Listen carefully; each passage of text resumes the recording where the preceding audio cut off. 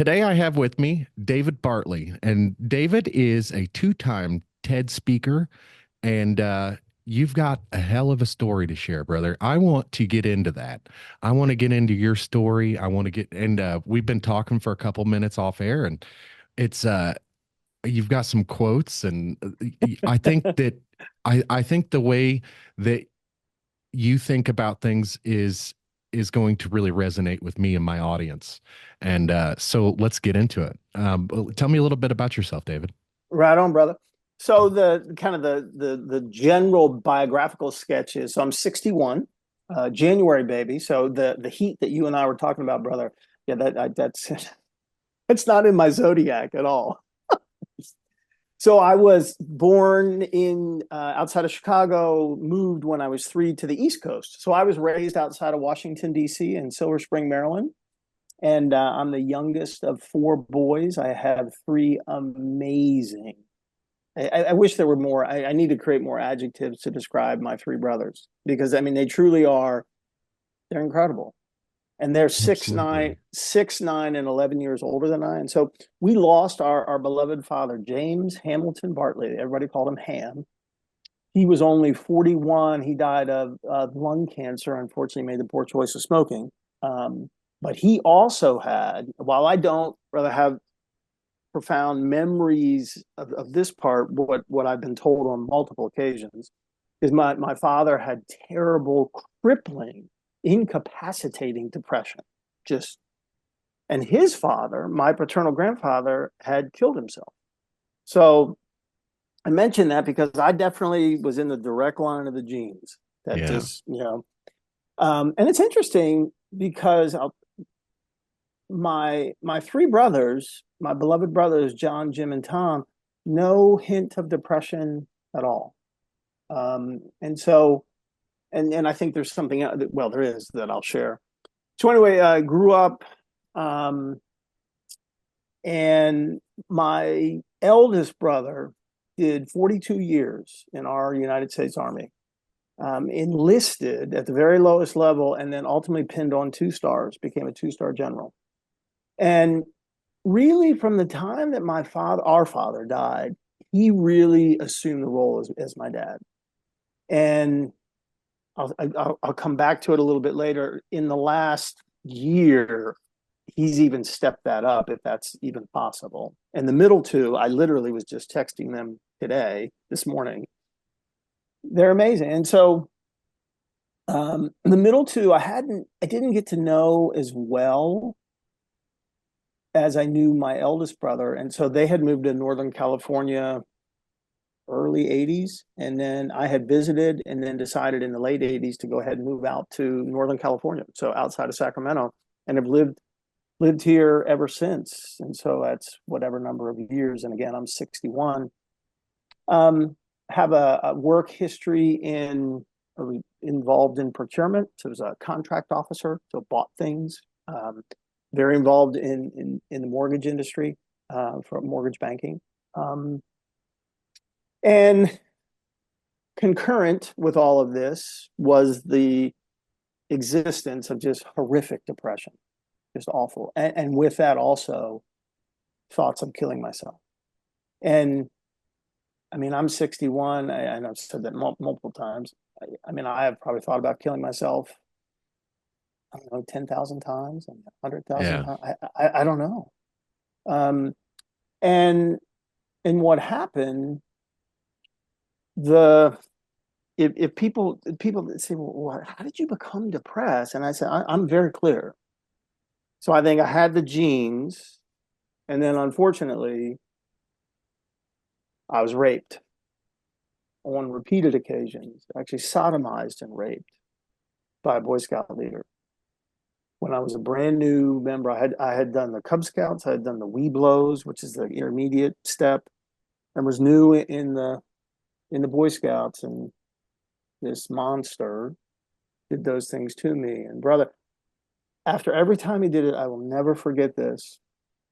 He had the cruelty, the evil, really, the evil. He'd look at me and say, David, don't forget, these are initiations and all the boys go through it, but we never talk about it.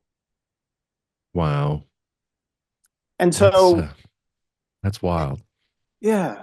And so when I talk about having fought this thing for 50 years, I'm pretty clear on the timing. So I was 12 years old. So I think I took the genes from my father, and then that was like dry tinder, and then the match was the trauma. And two quotes, no, a quote and a definition about the impact of trauma. So the definition of trauma in the Cambridge Dictionary is severe and lasting emotional shock and pain caused by an extremely upsetting experience. So it can be anything. It's unique to the individual. And here's the impact. A woman by the name of Jane Levy. Check this out. Some people are so smart. It's amazing to me. So here's what Jane Levy says. Trauma fractures comprehension like a pebble shatters a windshield. The wound at the site of impact spreads across the field of vision, obscuring reality and challenging belief. Wow. Wow. That not, brother, That's is that not like, it's profound. It's man? profound. And I said a couple times now that you seem to be you seem to be one that you know a lot of quotes, and like you said earlier, you quote a lot. And I that is powerful to if somebody says something or you hear something that really resonates with you, you're going to hold on to that and you're going to want to share that with other people. So I definitely appreciate that. No, well, thank you. And so you just look at it's such a brilliant metaphor that, because we've all been in a car when Yeah. something's hit the windshield, you know, severe and lasting, the shock of it hitting. And then, especially if we don't attend to it, sometimes it spreads across quick, sometimes it's slow, whatever it is. It just, so Yeah. I did this thing. And so, but I didn't, what the growing, so I'm in Northern California, and I'm in the, got in the mortgage business, and ultimately met my first wife. Extraordinary human being, just one of the great ones in the world, and we are still very good friends. And she's just an absolute. We texted just I think day before yesterday. I tell her I love her all the time, and she does the same to me. It just we just our relationship is different. Yeah. So what the monster, the depression told me was I couldn't tell anybody. And and then to what happens, and it was the quote that I had shared before, that to not have your suffering recognized is an almost unspeakable form of violence. Yeah. Paraphrasing, it'll eat you from the inside out. It Quite devours you. literally. Yeah. Yeah. Yeah. And then it creates all these lies. And so what I believed I was worthless and useless and stupid and pitiful and grotesque and ugly and all of these things. And the worst lie was I believed that Deanna, my wife at the time, would be better off, and my brothers would be better off without me. And there's a famous chef, David Chang, and the Chef Chang battles bipolar, and he has a quote that says, "When you're depressed, you're convinced that everything you think is true." I feel that. I Yeah, absolutely feel that because yeah. I go through I deal with depression a lot myself. I I'm don't sorry. thank you. Thank you. Yeah. I Mm, don't really I haven't really thought too much about suicide, and I don't I have thought many, many, many times, my family would probably be much better off without me, stuff like that, but it never quite evolves into suicidal ideation. And but I deal with depression almost every day, oh, and it's not really an issue that it's not really debilitating for me. I just kind of work through it, and mm, I self-reflect quite a bit, and I mm, I use cannabis quite a lot, and that helps me cope. I self-medicate a lot, beautiful. and I I just here lately in the last couple of years, the best way I know how to deal with it is just stay active and stay busy and work on my relationship with my family. And I tell you what, brother, something you said a little while ago really resonated with me. And I say all the time, it's not exactly what you said, but this is the phrase that I say all the time. Just because a conversation is difficult doesn't mean it doesn't need to be had. Yeah, man. You I say exact. that all the time. And Yeah. the reason that I kind of say that is so we don't leave things unsaid. My mom passed away in 2015, and her and I mean, I'm very sad, very torn up, and I miss my mom terribly. But we never left anything unsaid. Mm, She knew I loved her, and mm, I knew she loved me. We never left anything unsaid. And that to me is very powerful. And if I'm feeling a certain type of way, depressed or upset or anxious, you know, the best thing I can do is really talk to the people who are around me and to let them know this is how I'm feeling. I need mm, help. mm. And uh, bless them. Everybody around me is really helpful. My wife, my kids, even my little 5 year old. I'm telling him, hey, Dad doesn't feel good today, and he's, oh, Dad, it's That's so so precious. great. And you know, brother, And the gift you're giving, that just is that's so awesome. That I is think amazing. I think honesty is the best way to go about doing things. And since my mom passed away in 2015, I had a moment where I was dealing with my own mortality. Mm, And it was for a long while. It was like a year or two. I was in this deep funk. It was like a black cloud followed me everywhere for a year or two, and it was it was amazing but sad at the same time. I came to a realization that being honest with everyone, but more importantly, myself, is the mm, key to my future and how mm. I'm going to move forward. It's just being honest. Right. And that's a very powerful thing. So, if I'm upset with one of my kids about a certain thing, like I just be honest with them, like, hey, this happened and I'm upset. And we need to deal with this instead of trying to pound it into them. Hey, we do it this way because I said so. I explain to them why. I couldn't agree. And brother, the gift that you were giving, well, it's not only the gift that you're giving your children in terms of describe it in 1,000 different ways, you know, in terms of modeling behavior for them, hopefully to replicate. But Or in some cases, not replicate. right, what? No, right, exactly, exactly. But just and then to have the ability in a household to have emotional communication, the freedom, the opportunity, the openness, the platform to express how I feel, and that's gracious. I mean, look at how many problems come up based on feelings that have been pushed down. I mean, Exactly. suicide. I mean, and I this is probably a great place for the quote that you and I shared early, is that Maya Angelou said, "There's no greater agony than carrying the weight of an untold story." Absolutely. So but Absolutely. see what you brother, you've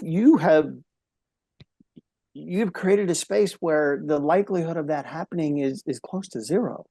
Right. Yeah. Yeah, I And mean and is my kids can tell me anything, and even if it's terrible, bad, like like I always, it goes back to that saying, just because a conversation is difficult doesn't mean it doesn't need to be had. it's Like such a good day. me and my kids have had those difficult conversations together, and no judgment. It's not like, so I go on the assumption that we're all just animals. We're all just people. you know, Mm, and my kids and I are no different from one another. I put my pants on one leg at a time, just like they do. right. So they are individuals and they will do individual things and we all make mistakes. They'll make their mistakes. And it's just how we deal with those mistakes and how we move forward that really kind of helps shape who we will be in the future. No, I agree with you 100%. So just to continue, because I don't want to leave people hanging there, probably think, okay, well, dude, guys, we're talking, so, cruising along, and it just became too much. And an important distinction, brother, that I always feel compelled to get out. If you talk to 10 suicide attempt survivors, nine of them, maybe 10, but at least nine are going to say they didn't want to die. What they wanted was the indescribable pain of body, mind, and spirit to end. And you couple that with Chef Chang's quote, when you're depressed, you become convinced that everything you think is true. So now you believe it's never going to end, and you believe this is the only way out. So Yeah. it's an important distinction. And the other thing to put in there, suicide is almost never spontaneous. It is most it would probably be, I don't know what the percentage is, it's very high, of people like who are like myself who had been ruminating on it for years. So August 31st, 2011, 13 years ago, almost exactly. Deanna and I are living about 30 minutes outside of Sacramento in Northern California. We had a beautiful 2.5 acre piece of property and house right in the middle. And so I woke up in the morning, took a walk around the property, and then got in my fire engine red. My pickup truck, it was a Dodge Dakota pickup truck, was completely red. And for me, I'm always looking for symbolism. And it's just like even my truck is like, you know, what hurts the most can't be seen. Like dude inside is in danger. Yeah. So I made a short 20-minute drive from where Dee and I live to what's known as the Forest Hill Bridge. So we're only 2 hours away from the world famous, iconic Golden Gate Bridge. Yeah. But I went to the Forest Hill Bridge, and it's 730 feet tall. It's 500 feet further off the ground than its more famous cousin. It's the fourth tallest bridge in the United States, and almost nobody knows about it. Yeah. I didn't So, know. so park my truck, turn off the motor, hands at the 10 and 2 position of the steering wheel for just a moment, take this,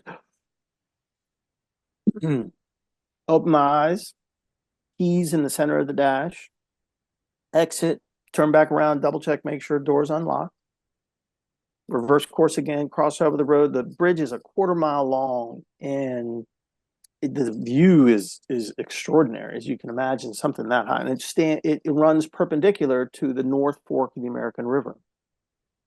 So make my way to the midpoint, not looking at any of the cars, not looking to the left, and just like staring. There's a light post right at the midpoint.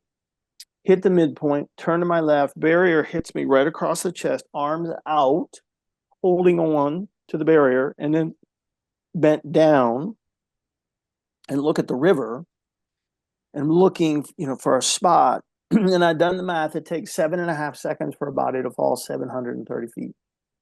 And so now I'm wondering, just this last wondering, like, what's that going to feel like? And I don't know how long I was there, but thank God it was long enough. This bridge, like its more famous cousin, has an infamous reputation.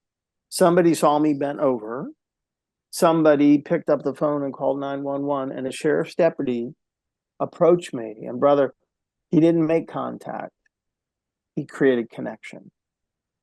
And connection creates hope, and hope saves lives. And I know you'll give me the opportunity to talk about that more. And I'll share with you what he said to me. But ultimately, was taken off the bridge to an emergency room. Then I spent 15 days in a psych ward. And you know what? Incredible experience. Like the staff there was awesome. My roommate Daniel, I remember him. And we could not have come from two more diverse or different socioeconomic conditions, and yet there we were in the psych ward. And when people found out where I was and why, they couldn't get their head around it. They're like, there ain't no way in what, like what? Like Yeah. you have to have the wrong person. You Yeah. you you can't be talking about David Woods Bartley. There's no way, because people didn't see me the way that I still at times see myself. People saw me married to this wonderful woman, and you know what we did on that 2.5 acre piece of property? We ran an animal sanctuary. And it was amazing. The sanctuary was called A Chance for Bliss. And we had literally as many as 100 animals at any one time. We had 25 horses. We had 23 dogs, all of whom lived in the house. We Brother, had I got not. to tell you, that doesn't sound like bliss to me. And brother, you know what? It was. Yeah. It was. We had 9 pot-bellied pigs. Yeah. My sister raises and breeds Cane Corsos, Italian Right, Mastiffs. And right, so she's got, I mean, she's got a full facility at her house where right. I mean, I bet she could house like 20, 30 animals all at once. Yeah. She's got, and I can just imagine. But me, myself, I have a cat, and that's sometimes too much for me. What I the whole thing started. I had met Dee in 1996, and we were both working in the mortgage business. And do you know what a Boston Terrier is? Yeah. Looks like Yeah. looks like, yeah. So Wally was my introduction. Well, I like dogs, but it was but wow, fell in love with this beautiful woman in the dog. And then when Wally passed, we got 2 Bostons, Hope and Harmony. And then just won't bore you with a whole long story. And it was really because of Dee's mama bear heart that we did the work that we did, because I primarily we were a hospice. We were an end of life sanctuary. So we did no adoptions. So we took the animals that in some cases, brother, literally had been thrown away. Yeah. And they stayed until they made, as we like to say, the transition. And we on June 2nd, 2010, we were the half page cover story in the life section of USA Today. Wow. And yet 14 short months later, there I was on a dark spot, on a tall bridge, one heavy thought away from killing myself. And when you're fighting a battle by yourself, though, 14 months is a long time. Oh, it is. I mean, every day is Yeah. a day is a long time. And that's the ultimately what it feels like is fighting a battle by yourself because so when I'm feeling really awful, I know nobody in the house understands how I'm feeling. right. And that's why I try to share, what I'm thinking, how I'm feeling because they have their own stuff going on. Like my wife, she works full time. I'm a stay-at-home dad. I've been a stay-at-home dad for 10 years. I So love that. my wife, when she goes to work, it's early in the morning. When she comes home, it's evening time. And then she has a second job and we both do the work on the second job. So like I go and then I come home and then she goes. So we don't see each other until like late at night. And Wow. then all I have around is usually just my 5-year-old because he's not in full-time school yet. But it's I have 4 kids total.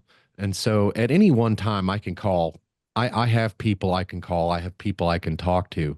But it's difficult on a Tuesday morning to call your loved ones and say, "Hey, I'm going through something. Can you help me for a little?" It's hard. Yeah.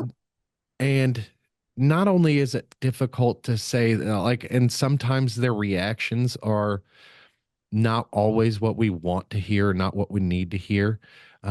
Like for instance, I'll talk to my brother and I'll say, I'm having a really bad day, and a lot of times what he says really helps, but sometimes he'll say things like, "Oh, I'm sure it'll be fine," and that's not something that you want to hear in the moment.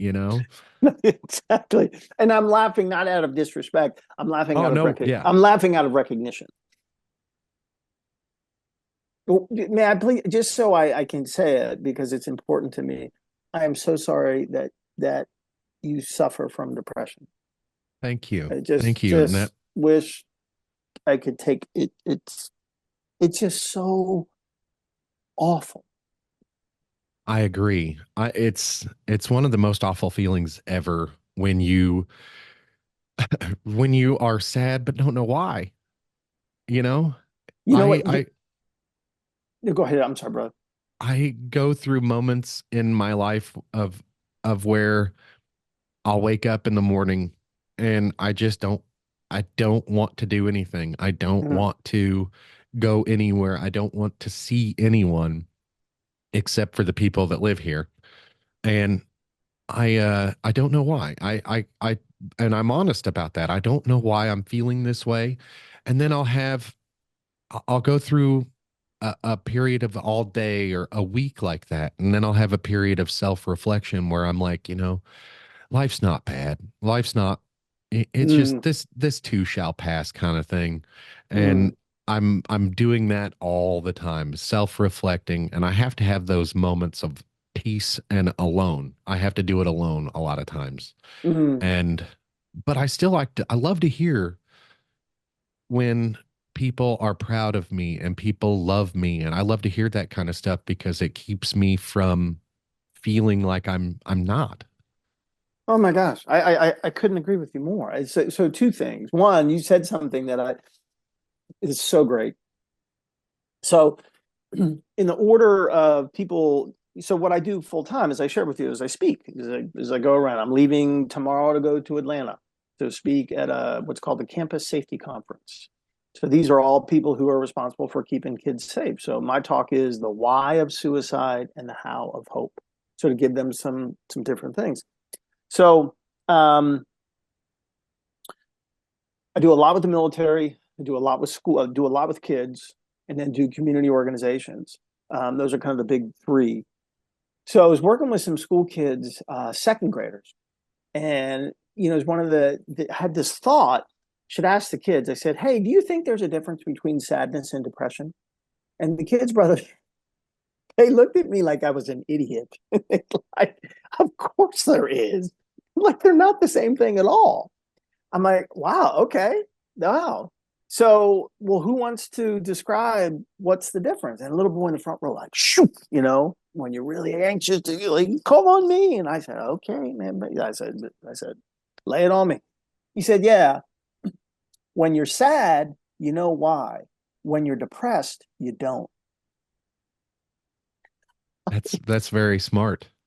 I'm like, oh my god, that is just like so you take that and then you take Chef Chang's quote, you know, everything you think is true. You put those, I don't know why I don't know why I feel this way, and I've convinced myself of all these other things. Those two quotes right there, it's just like, and no one knows. Then you have the other about holding this story, all these different things. I mean, that's why for me, quotes are so. One, I'm in awe of people's genius. I mean, and the way you described it, you were the first person. I've never had anybody, even a fellow sufferer, say. You basically said just a moment ago, brother, what the second grader said. Yeah. I've never had anybody come close to that. Not even close. I mean, so yeah, and this is something that you know I still fight. I'm blessed. I have amazing people in my life, and I've been taught, influenced, guided. So I have put my self care on a pedestal because if I want to be so I'm Me now too. I Me too, brother. yeah because well especially I mean all that we're responsible for in terms of contributing and supporting the love our loved ones. So I got engaged 3 years ago actually, and my beloved asked me to marry her. By the way, kind of cool. So and it was, dude, it was so romantic. It was ridiculous. Like I am a hopeless romantic. And okay, the funny thing is my wife isn't. So now she may be, but she doesn't show it outwardly. She shows appreciation for the things that I do, Right. but she's not one of those. She thinks like a dance alone in the house when nobody's around. It's kind of corny. Uh, It's something to giggle, and I think it's romantic, but no, I'll give you the short version of what happened. So this was 3 years ago, June 29th, 2021. Summer is my beloved. And Deanna and I never had children. Summer has three. Summer's younger than I'm 61. Summer's 42, 42, 42. Just got her master's degree and is a school psychologist now. So mental health reigns supreme in the household. It's like, so we're up at 3 years ago, we're at Lake Tahoe, which is beautiful, gorgeous place.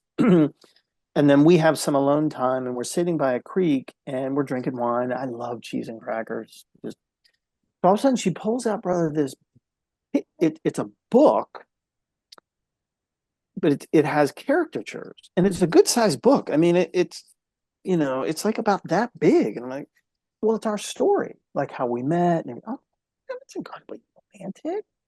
So we're flipping through, and it comes to the second to the last page and says, I have to ask you a question. And she turns the page, and in huge letters across the next 2 pages, it says, will you marry me? And then, dude, brother, then she pulls out a ring.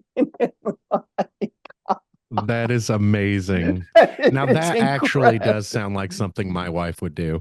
That Okay. is, So now we have not married yet because now we moved in together and um so the I have this three amazing children, Ethan, Bella, and Grace, 19, 16, and 13.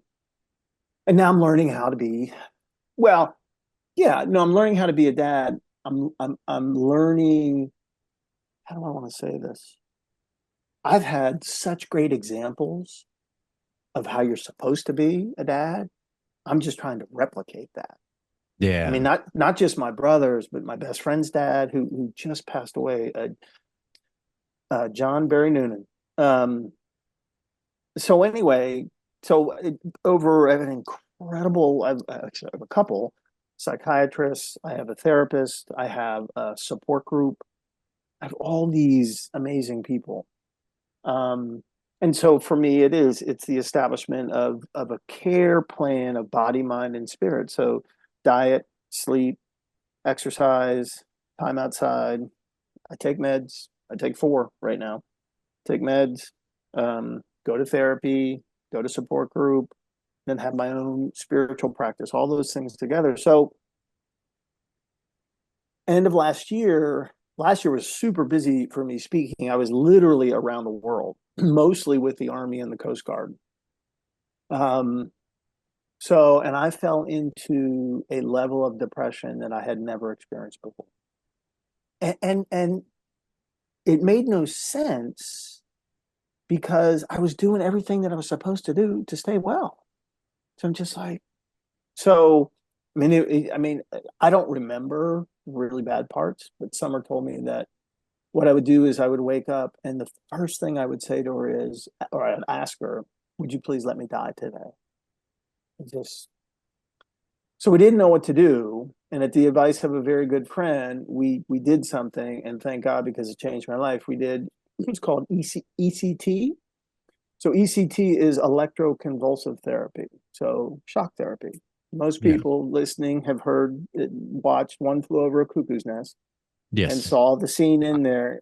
It's nothing like that at all. Brother, you know when my last therapy session was? Friday. So Wow. number 32. So That's incredible. I've had 32 sessions in the last 6 months.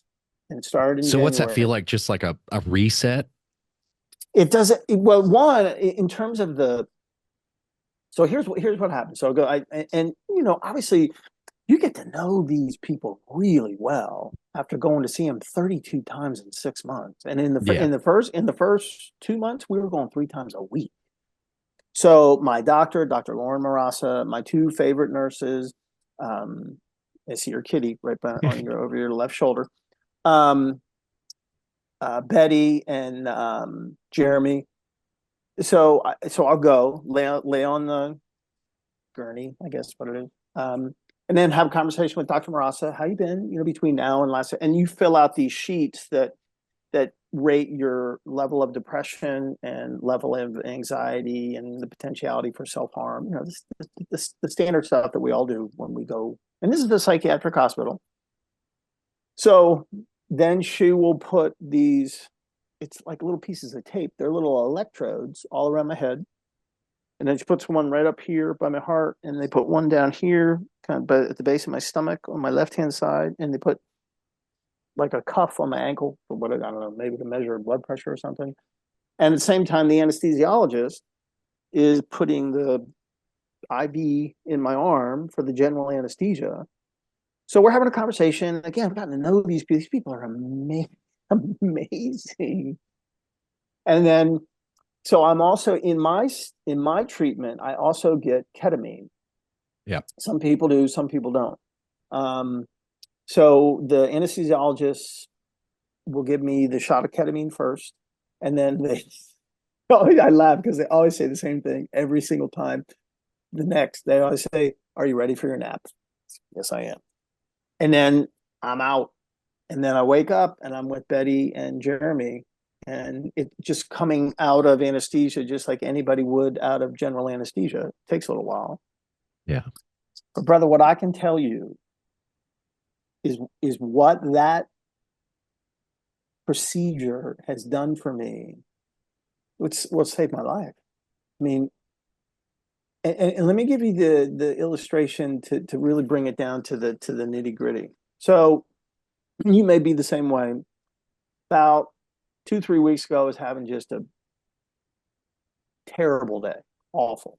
Yeah. In the past, I would be depressed.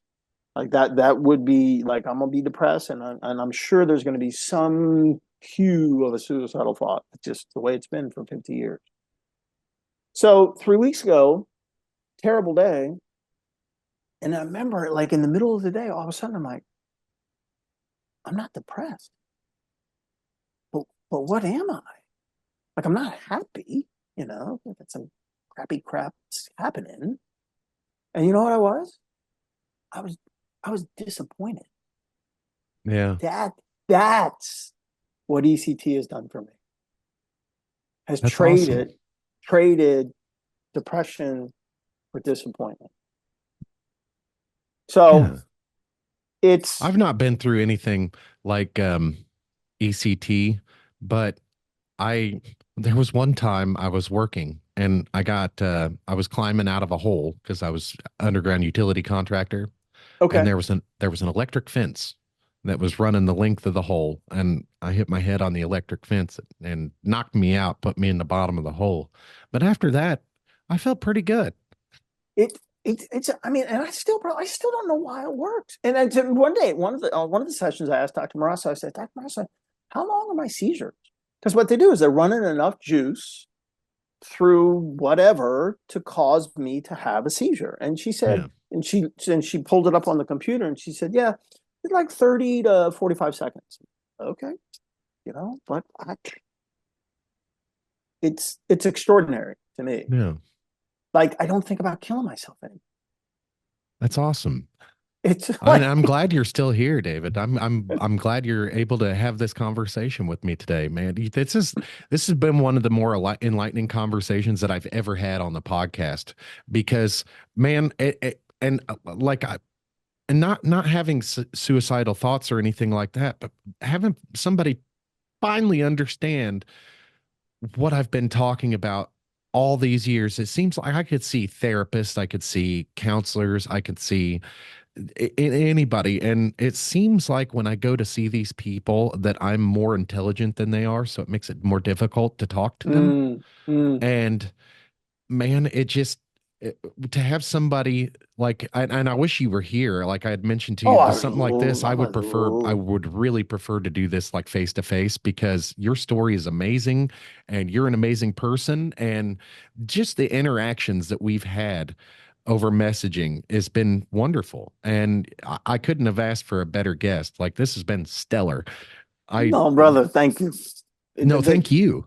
The feeling my mom used to say, if may I offer the same, Suzanne Jane Reynolds, she'd say, right back at you. Like I am certain my mom and your mom would have gotten together, would have gotten along famously. Yeah. Yeah. My mom was awesome. She's an old hippie is what she was. There we Like go. both my parents were hippies. Like, I spent the majority of my childhood listening to oldies music and watching, you remember that old TV Land? Uh-huh. I do. So when that came out, like that was on the television nonstop. I was watching the Ed Sullivan show. Like I'm 39, you know, so I was watching like the Ed Sullivan show and stuff when I was a kid. So I had a great upbringing. But for Bless your heart, brother. Oh my my siblings God. though, my siblings had a completely different life than I did. Are you the oldest? No, I'm the youngest. Oh, you're the youngest. Oh, I'm sorry. Okay. I totally So my siblings, I've got three siblings, and all three of my siblings were abused. In some form or fashion, they were abused. I was not. oh, Now ooh. I say I wasn't, but that's like my parents when I was younger, disciplined with a heavy hand. But at that time, and even now at 39, like I don't think it was like overboard. It was like normal for the time, you Yeah, know. I get it. So like I get it. spankings were a thing, and so it was normal for the time. I don't look at it as like abuse or anything like that. I had a wonderful childhood, but my siblings didn't. No, I get it. And for me, my brothers had a great childhood. I didn't, and yeah. May I share a couple things with you? Absolutely. So I think that people will add, what I'm most passionate about, one, being here with you. The second is this, and you and I talked about this early on. I think I want to try to save lives. Yeah. Not me individually per se, but I want to give, maybe the better way to say it is, I want to remind, brother, you, me, and everybody else who's listening, that we have in our hands already the ability to save somebody's life. And I'm not necessarily talking about somebody who's drowning in the water and we dive in and save them. I'm not Yeah. talking about that. For me, Just something as simple as a smile, David. well, Something as simple as a see, smile. And I tell you, like when I'm out in public, brother, I'm like somebody at the gas station will say, "Hey, how are you?" Wonderful. Even if that's a lie, even right, like just saying that lie with a smile helps me feel better. I, I exactly, brother. You are the best. You're gonna Thank love. you. You're gonna love. So I teach, and we'll do shorter version. So my whole thing is that connection creates hope, and hope saves lives. You think, okay, that's nice. It's kind of kind of cute. But see, for me, it's important because if I was sitting in the audience, I'm like, okay, yeah, well, I want you define connection, like define it for me. Define hope. I say, okay, so Brene Brown, of course, if it's going to be Brene Brown, it's going to be phenomenal. And here's God love her. Here's how she defines connection. I define connection as the energy that exists between people when they feel seen, heard, and valued, when they can give and receive without judgment, and they derive strength and sustenance from the relationship. Oh my God. Just So like, this right here. exactly. Yeah. Exactly. I've actually never had this kind of experience with anybody. You are the first. Thank you. Thank you. Thank you. It I'm makes me just feel great. makes me feel good. So then well, how when you feel seen, heard, valued, how can you not feel hopeful? It'd be impossible. Yeah. So they, okay, all right, well, no, give me what is hope? Definition. This is so great. The dictionary is so awesome. Hope is literally defined, brother, as the feeling that what is wanted can be had. Oh, I love that. Me too. Me too. That's so then what I teach is three ways that you can create connection with anybody, anytime, any place. Like you can do it. You're already doing it. Yeah. But before I share with you my ways, let me give you somebody else's ways just as kind of a foundation. So this soul, Dr. Drew Ramsey, psychiatrist, not gotten a chance to meet him yet. One day I hope, because he is a hero to me. He's a psychiatrist, MD, author, um, professor at Columbia, farmer. He just so here's check out what he says. This is so incredible. Psychiatrist, so knows a thing or two about suicide. Here's what Dr. Ramsey says to us, brother. Someone you see today is thinking about killing themselves. Your smile, your question, your love could save them. Trust me, they told me it did. Wow. Wow.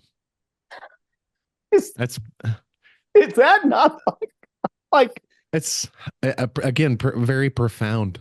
it Very just profound. And it's true. It is it very true is. because, I don't know how many people I come in contact with that are, thinking those thoughts, but I do. That's why I do those, the things that like, for me, it's a very selfish thing. And I'll be honest with you. Like, if it makes me feel good, that's why I'm going to do it. And like charity and giving and stuff like that, it's the same way. Like, if it makes me feel good, yeah, I'll donate, it's a very selfish thing for me. And I am I'm that is if you can impact, reach one, teach one, right? If you can Oh impact wow. somebody's I've never life, I've never heard that's that. yeah, reach one, teach one. Oh wow. I think that's an old saying that teachers used to say. If you can reach a child, you can teach that child.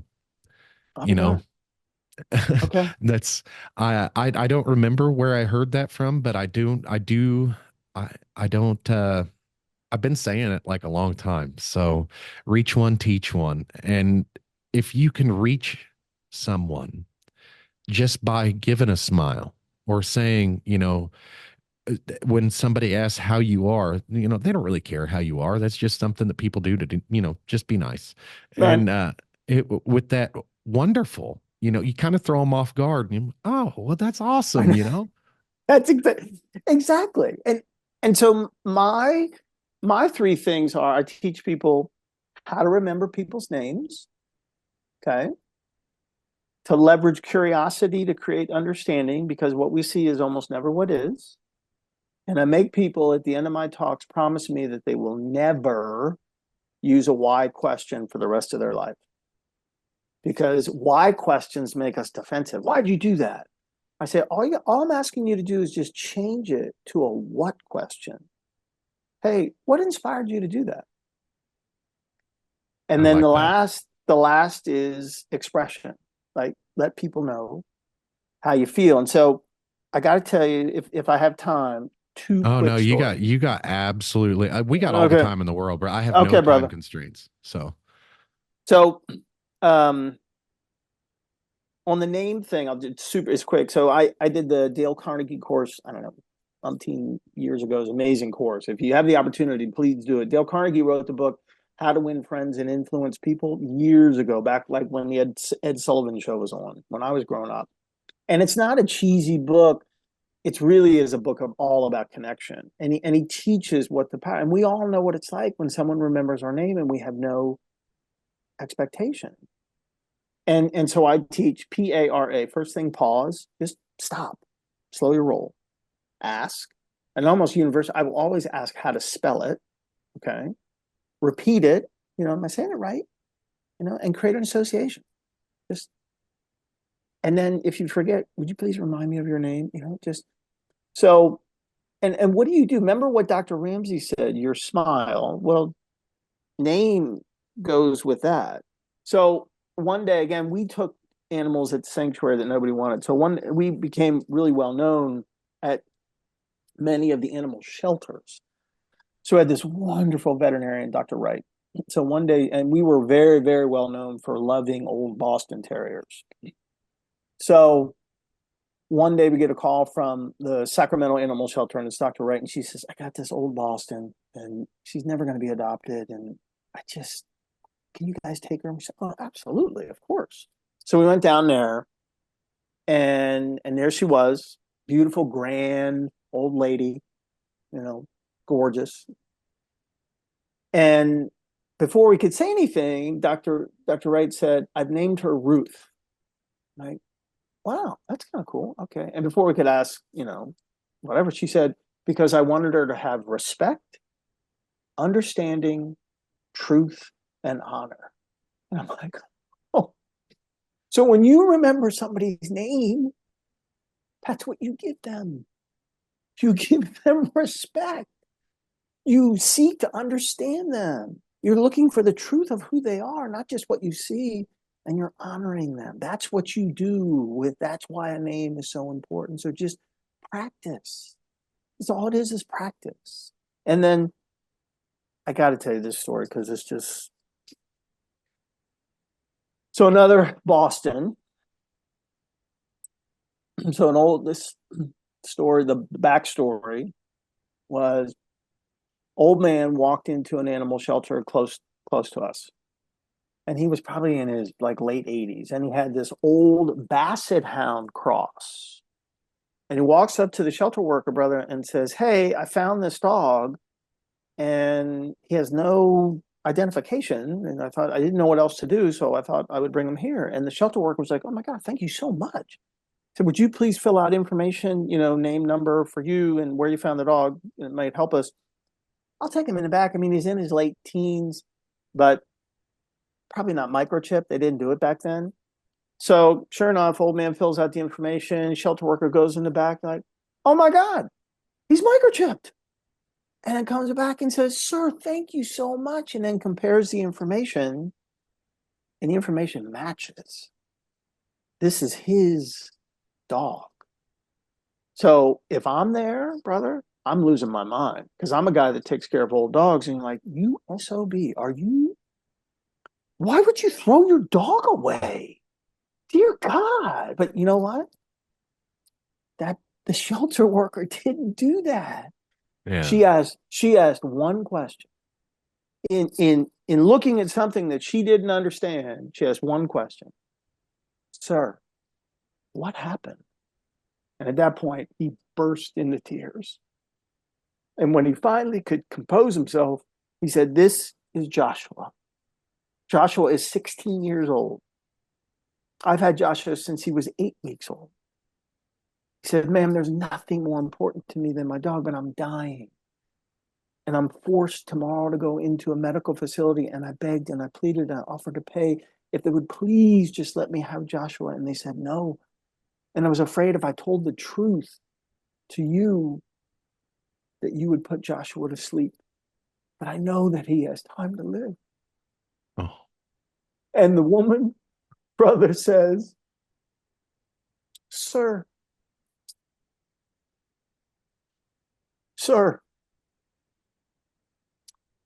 there's a sanctuary down the hill, and they take in old dogs. How about we make a call and see if they have room for one one more? more. And we did. And think That's about it, sweet. brother. The only reason that Joshua got to live the last 18 months of his life is because one person asked One one question. question. That's it. Yeah. That's it. And last story that I'll bug you with. So until 3 years ago, August 31st of every year was the worst day of the year for me. Because one, I'm a January baby, just to begin with. August is not my time of the year. And this was the anniversary of the day I was going to kill myself. And so I woke up 3 years ago here with Summer and the kids. And I'm in a pissy, angry, upset mood. Go to the mailbox. There's an envelope, has my name on it, but there's no return address. Rip open, and it's this card. And the card, it's hard to see. It says advice from a glacier. Like I could really give. Okay, advice from a glacier, which carve your own path, go slow, channel your strengths, smooth the way for others, whatever. Like, and I'm just gonna throw the card away. I'm like, I don't care, not today. But instead, something greater than me said, no, just open it and see what it says on the inside. Happy today. Written by my dear friend Greg, who knew that that day was going to be hard.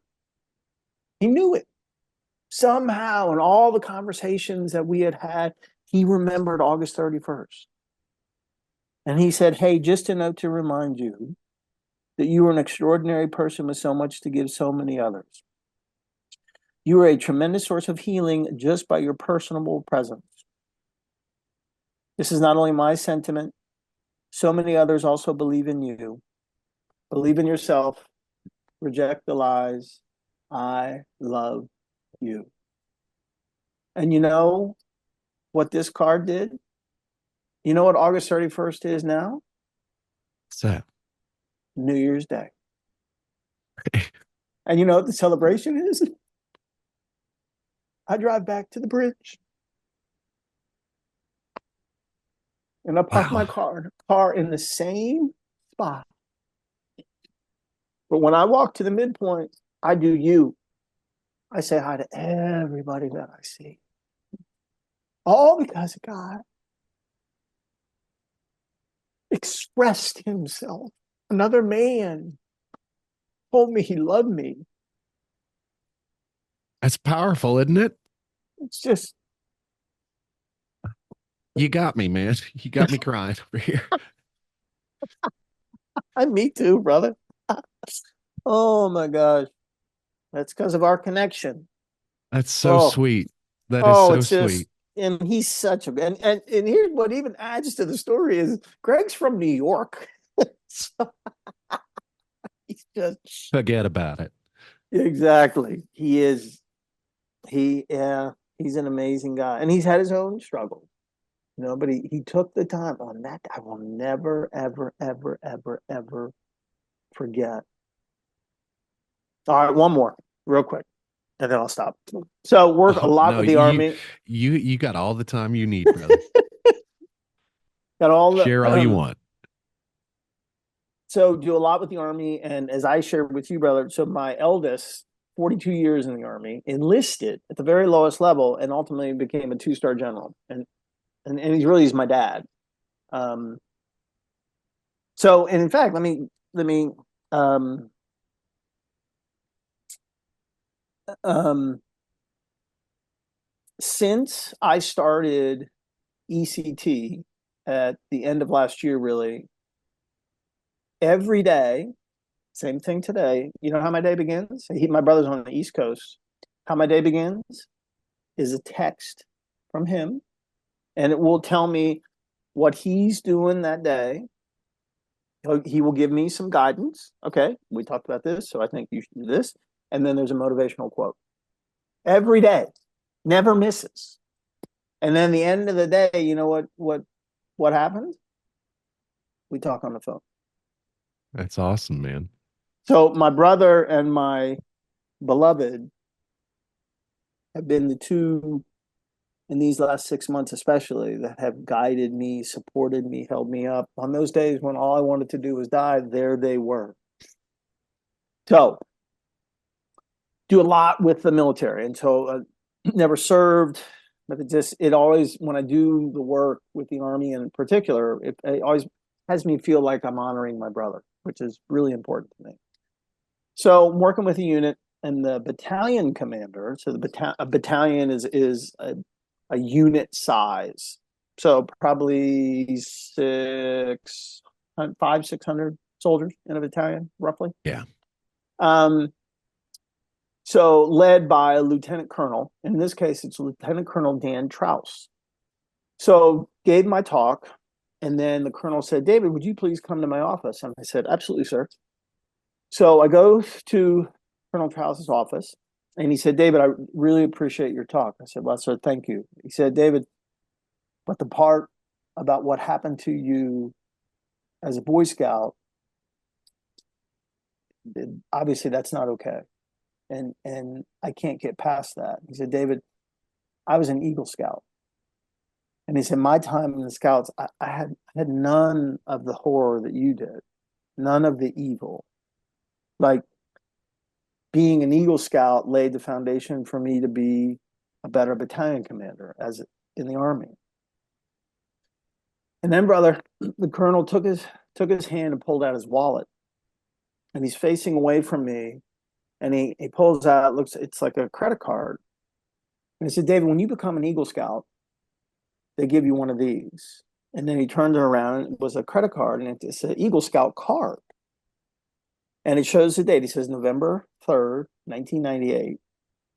David, if you meet any Eagle Scout, we're all carrying these cards. It's important to us. And then he handed me the card, and I'm like, and he said, "I'm so very sorry of what happened to you."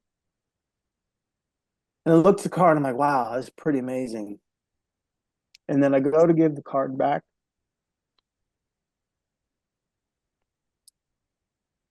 and he says, "No, you keep it.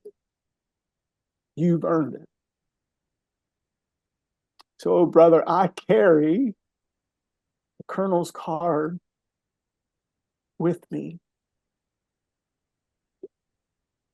It was, you think about, when you hear something and you don't know what to do. That's like that. And I've had Eagle Scouts come up to me in speeches since, they're like, "Oh my God, that he gave you his card?" I said, "Yeah, absolutely he did." He said, "No, you keep it. You earned it." It's like, wow. You want to talk about healing some hurt? Pretty amazing. Pretty Man, amazing. I am I'm sorry that that happened to you too. Well, thank you. I don't really know. Sometimes as men, we don't really know how to react Right. when somebody says stuff like that. I couldn't imagine, brother. I couldn't imagine what that like. 'Cause you said you were 12 years old, man, and I've got Oh, kids that age. Having little boys, that yeah. I couldn't, man. I couldn't even imagine. And I'm certainly glad that you're here. I'm certainly glad that you've made it this far with us. And you got an amazing story, brother. You got an No, amazing brother. story. And you keep coming. Well, you're awesome to acknowledge these things that have happened to you and share these things with other people because that is very powerful. And now I'm an emotional type of guy, so like I love I've it. got tears. But sometimes as men, we do need to hear that we're not alone, Yeah. and it's it's it's good to spread the word that hey man, we got to talk to each other. We got to open up to each other, and not only each other but ourselves. That's more important sometimes, and letting other people know how we feel. And brother, I agree with you 1,000%. And I am so blessed that my beloved, Summer, my three brothers, I have these amazing souls that I can say anything to. And brother, I cannot emphasize, and that's not the right word. I can't acknowledge you enough for how you are communicating your feelings to your beloved children, because that is I oh I often They, tell myself the most powerful thing that I can tell them is I love you. oh, absolutely. It just, it's, they'll never, and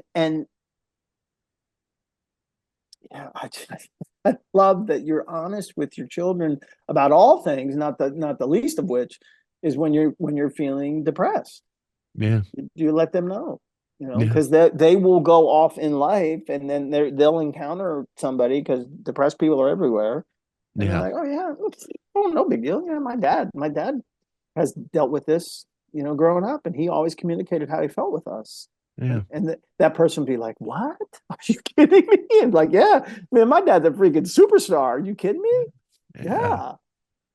Yeah. Yeah, yeah, speaking being honest with them about everything. Like we don't sugarcoat things here. Like I use curse words all the time. I am very opinionated, but like we use so I like to use the airplane.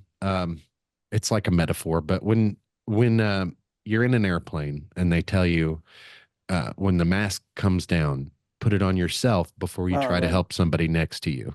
right. And that's kind of how I feel about my happiness comes first because if I'm not happy, I can't help anyone else be happy. Amen. Exactly. I agree. It is, and that's not a societal message in any way, shape, or form. It's not. You don't Yeah. you don't you don't hear that. I'm not judging, but I'm not judging that. I'm honoring you to have that be such a beautiful portrayal.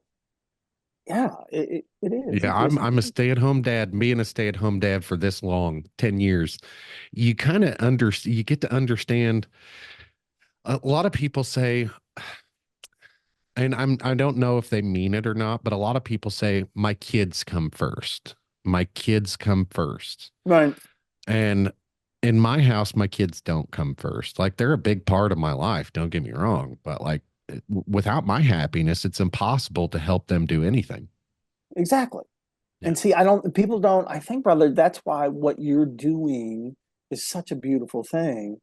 And I think that's a message that very rarely gets communicated. It doesn't. Because I think the people, for whatever, well, I don't need to judge them. It just doesn't get communicated. Yeah. It doesn't. So then you're taking care of yourself in secret, or whatever it is, as opposed to, no, this is what I need to do. Yep. Excuse me. No, in my family, and my kids, I mean, they all know about ECT. And one thing with ECT that you'll hear this that comes up as a criticism is memory issues. Yeah. So in the intense period, yeah, there certainly was some memory stuff, but and my doctors told me, and they said it'll come back, and it has. It has. I have some little, like, I cannot. Now it's funny then, because it's these random things. Like we went over to Summer's parents' house, who are great people, on 4th of July, and they have a beautiful house on kind of almost the same size land that Deanna and I had, and a house in the middle, and a pool. And because it's hot, we talked about it's hotter than heck. So I go in the back and I'm talking to Summer's dad, who I adore, and I'm like, "Oh my God, that's a new shed." And he said, "David, the shed's been here." And brother, I have been to their house 100 times, maybe. I don't just, it's so funny. I mean, so it doesn't bother me. I don't, and for the life of me, I cannot remember Summer's grandmother. I can't. I cannot picture. But I've had this with some other, these little spotty things, as other parts of memory have just naturally come back. As soon as I see her, everything comes back. It just, Yeah. like, I couldn't remember how to drive to this high school the other day. But as soon as I did, I'm like, oh, okay. So that's the one thing. So I want to put that out there for folks who are listening, who may, if you're suffering and struggling and nothing else is working, please give it a try. So That's all I'm saying. you had mentioned you get ketamine with your therapy. Yes. So have you um have you had any issues with drugs in the past? No, I have not. I mean, I just experimented, like So most everybody did. have you done any research about psilocybin or DMT or anything like that? No, but I have a he's a newer friend, a retired captain in the Coast Guard. He and another retired captain, and then a therapist have started a company called Mind Strong Partners, in which they do workshops to help people heal from like workplace bullying, sexual Yeah. abuse, and things like that. And the only reason I bring this up is Steve went to where does Steve live? I want to say Steve lives on the East Coast, and he went to Portland and did psilocybin. Did Yeah. 2 days. Said it was incredible. Said it was Now, absolute you got to do your research and stuff like that. And, right. like if you wanted to explore something like that, I'm a big proponent for it. So of course, not legally, but I've done psilocybin and shrooms myself, and it changed my life. That's okay. Changed my life. All right, I may do that. I mean, ECT right now is doing the thing. It's just, but yeah, it was so again. I love the divinity and the timing of all of our connection and the depth and the specifics, the details of it. So yeah, Steve just went, brother, and had this. I must have been within like the last 2 or 3 weeks, and then I just had a conversation with him. I think on the third, and we talked at length about it. He said it was incredible. That's a very profound experience. Yeah. My first time was more like recreational. I didn't know what to expect. It gave me the giggles. And that's pretty Okay. much, it was like a really intense um, cannabis high, but Okay. like it was really intense for like 6 hours. Oh And wow. then Holy my cow. my second experience, now I've done them like countless times. So my second experience was a little bit more different. And then my third experience, I had a very profound, very in your face kind of profound experience. And it really showed me a lot of things.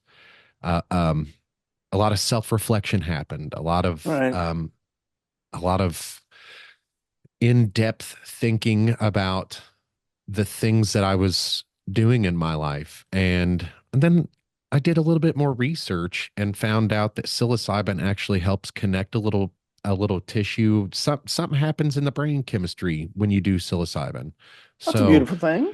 yeah, yeah. And so after doing a little bit more research, I was like, great, and I haven't done psilocybin for a long time, but I'm not against it, and I'm absolutely for using it as a treatment. And I think the federal government right now they're trying to kind of play around with these things and see if they can reschedule some of them, and so we could do Mm, some research and things.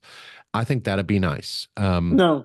But Yeah. absolutely, if you do some research and stuff, and if you know somewhere you could do it safely, and I would implore you to check into it, man. No, I will, brother. Coming from you, absolutely. And again, yeah, it's and interesting. Steve did the same thing. The first day was, it was okay, but it was the second day that he did that was real. That was really like his second day was like your third day. Yeah. That's awesome. Well, David, I think this has been a great conversation, man. Man, I been really incredible. appreciate it. I really No, appreciate it. brother, you're the best. I love you. You're My the real name's deal. Ricky, by the way. If I never told Ricky. you, my name's Ricky. It's okay. I like brother. So So you know what? I'm going to I think I might work on some things and try to have you back on in the oh, future if you I wouldn't would mind. love to. I would love Awesome. to. Oh, I'd We love could do to. like a we could do like a TED talk on the coffee with Beard Bad Dad, Oh my like God, it'd be this has been incredible. such a great time, man. This is like I said, one of the most profound podcasts that I've done. I'm Well, I'm I'm enlightened. I'm just in awe of you and what you're doing and your mission, especially working with veterans, man. That's working with veterans in the military.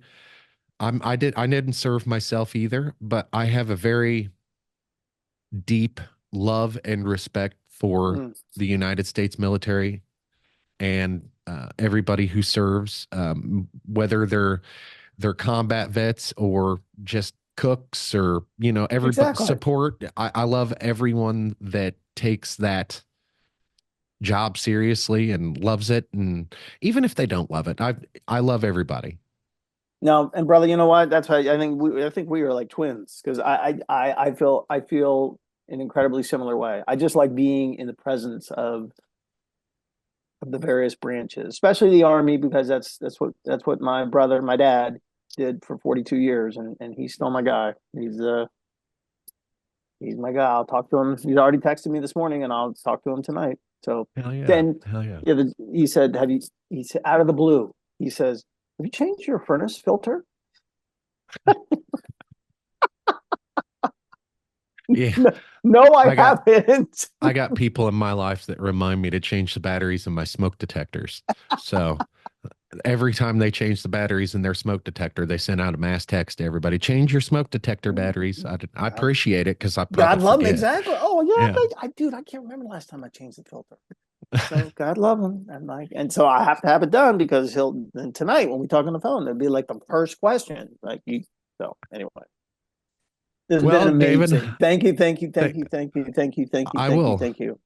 No problem, man. No problem. And like I said, I'd love to have you again at We some time, and we'll work on something. Um, okay. I will.